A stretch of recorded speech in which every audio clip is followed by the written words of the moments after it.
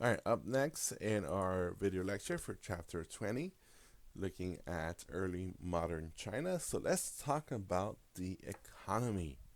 Keep in mind that China was, and at this time still is, the wealthiest country on earth, had the strongest economy.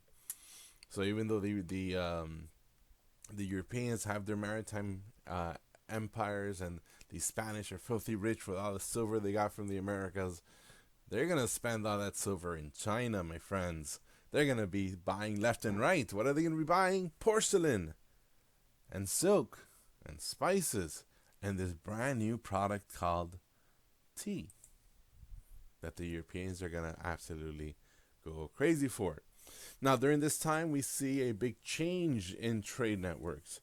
The Silk Road, as we mentioned in the Islamic gunpowder empires, the Silk Road's going to be up and running, but man, is it going to decline. It's just not efficient. Right? All these land routes, like the Trans-Sahara trade network, back in between North Africa and West Africa, that's going to decline as well, right? Because the new maritime technology, the new global maritime trade networks, those are going to be the big money makers. So China is going to switch its focus on trading, on exporting, not along the Silk Road, but maritime, which of course is going to have a negative effect on on the Islamic empires because they're going to be cut off from trade. Now, when the Europeans first start showing up in the 1500s to China, the the Chinese are very suspicious, right? Because these guys, they don't know who these guys are. They kind of show up out of nowhere. So there is going to be a lot of strict supervision from the government. The government is going to make sure that the Europeans don't get involved in China, right? And remember, these are merchants, and that are arriving to China. So the Chinese don't look up to merchants. They think that these merchants are low social status, just like any other Chinese merchants. These guys are, these merchants are not, producers. They're kind of just, they rip off everyone else and they live off the hard work of others. So when the Europeans show up, there is going to be a lot of restrictions, right? And they're going to tell the Europeans, look, you can only trade in these cities. You can only trade for X amount, and you can't ask for anything else. And because trade was so under the government control, we see that there isn't going to be a growth in China like we saw in Europe. There isn't going to be an expansion of merchants or of a middle class. There's not going to be an expansion, or commercial revolution. We're not going to see joint stock companies. We're not going to see investments. We're not going to see better banking. None of this is going to happen in China because the Chinese, remember, this is the Ming and the Qing. They want to keep things the way they've always been. And of course, it makes sense. They don't want to change anything because they're the richest country, so why change anything?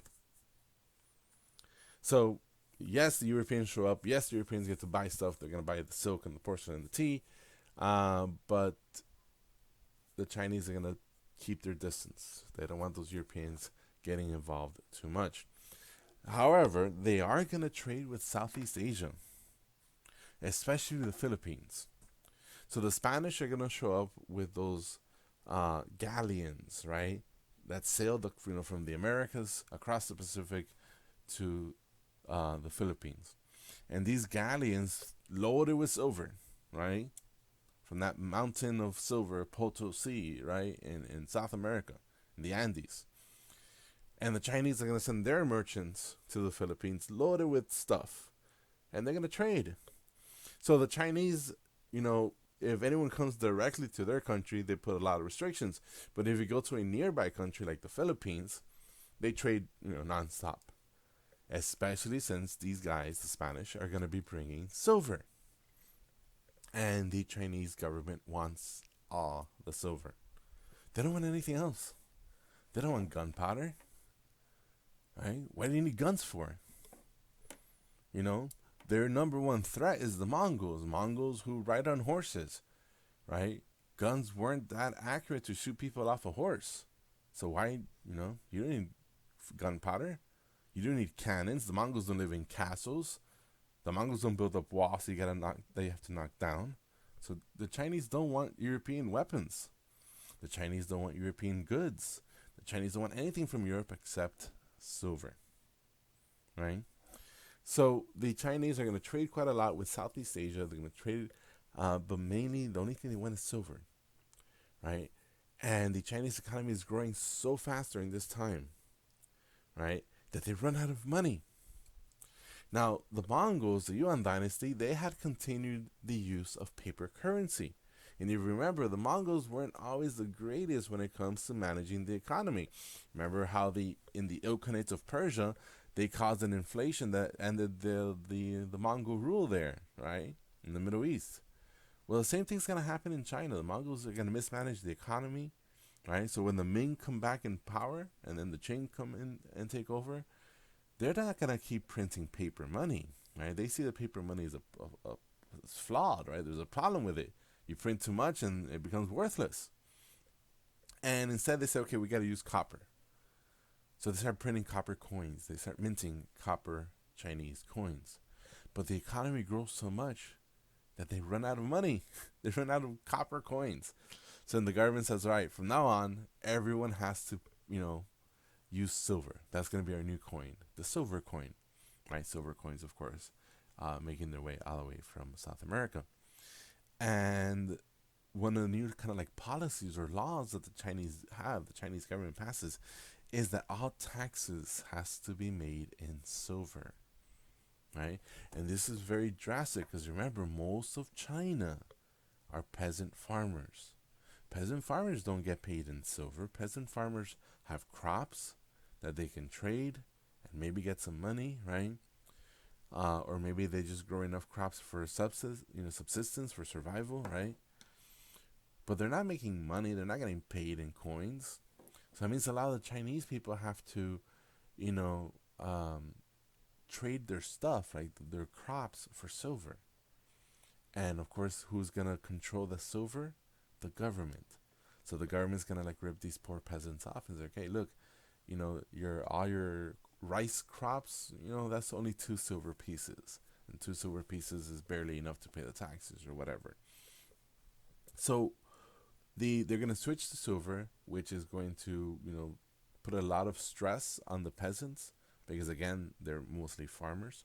Many farmers are going to eventually switch jobs and become, craftspeople, like making porcelain and silk. But the problem is that the Spanish, year after year after year, they keep coming with these boats of silver every year.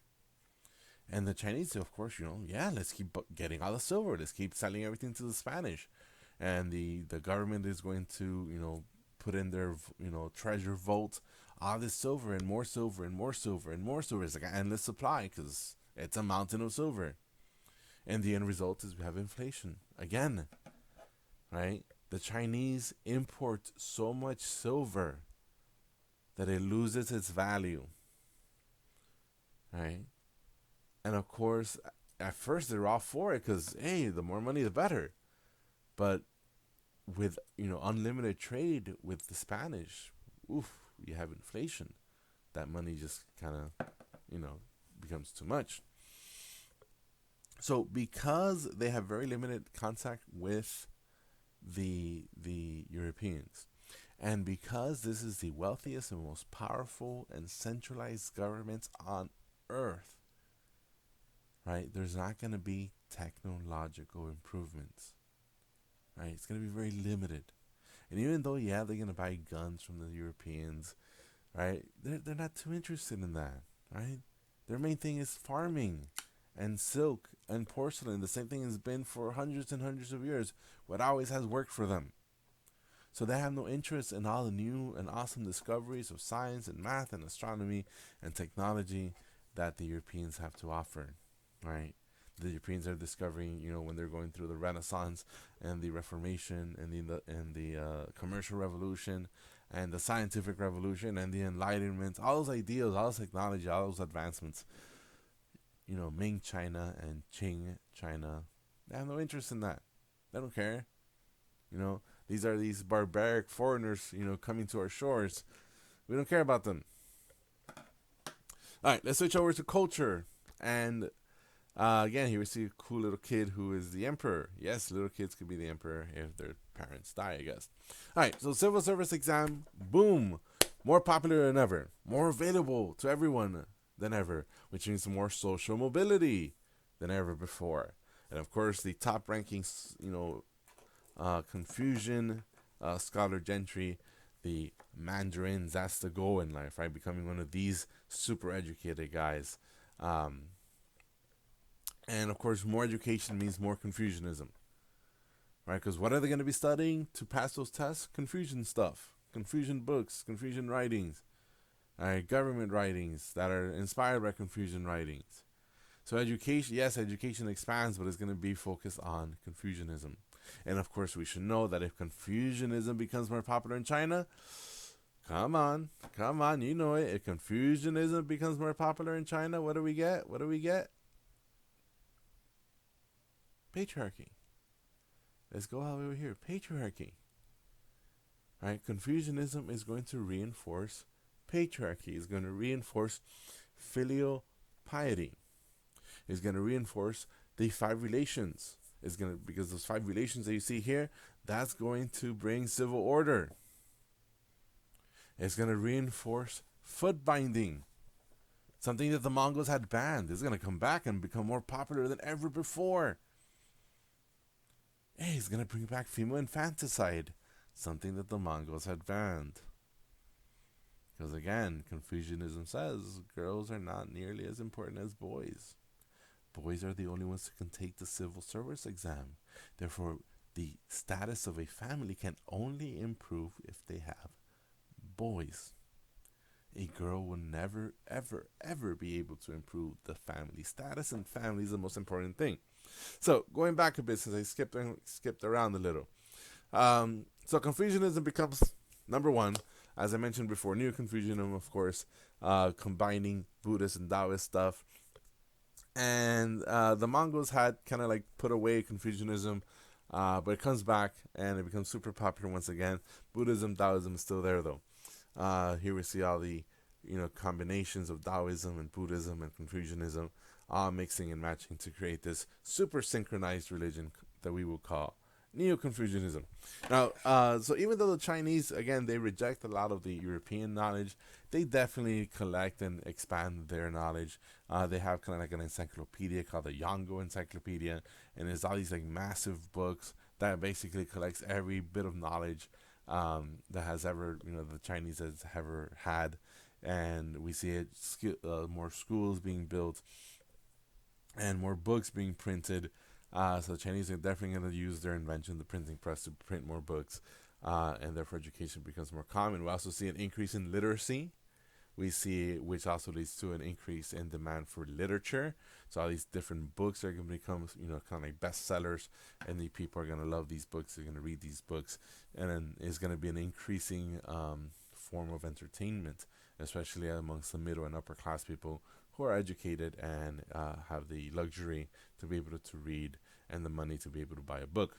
All right, next we're going to look at society of the Ming and the Qing. One thing we need to know is that we see a big, rapid population growth during this time, and part of the reason is the arrival of New World crops, especially corn and potatoes, right? The top 2. Sweet potatoes as well. So the population during this time period, 1500 to 1750, is going to double, more than double, right? From 100 million to 225 million. So China will be the fastest growing population in the world, and China will be the largest population in the world, the same it's always been, and the same it always still is. Social hierarchy, remember the social classes, the emperor and the nobles, they're going to be at the top. Right, these are the the mandarins, the government officials, the scholar gentry. Those are going to be upper class people.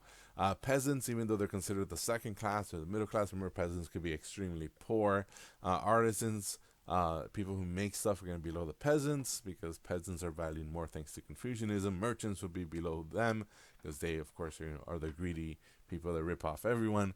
And slaves, and yes, they did have slaves, nowhere near as much as other places, but they did have slaves, especially people who were just too broke and had to sell themselves into slavery. So here we see these social classes of China. Again, the upper class, the elites, were the scholar gentry. Now, scholar gentries, many times they were also merchants. Because hey, they like making money too, and merchants. So even though you're a merchant, there's still a opportunity for you. So let's say you're rich enough that you can send your kid, your male child, that is, to go to school and get educated.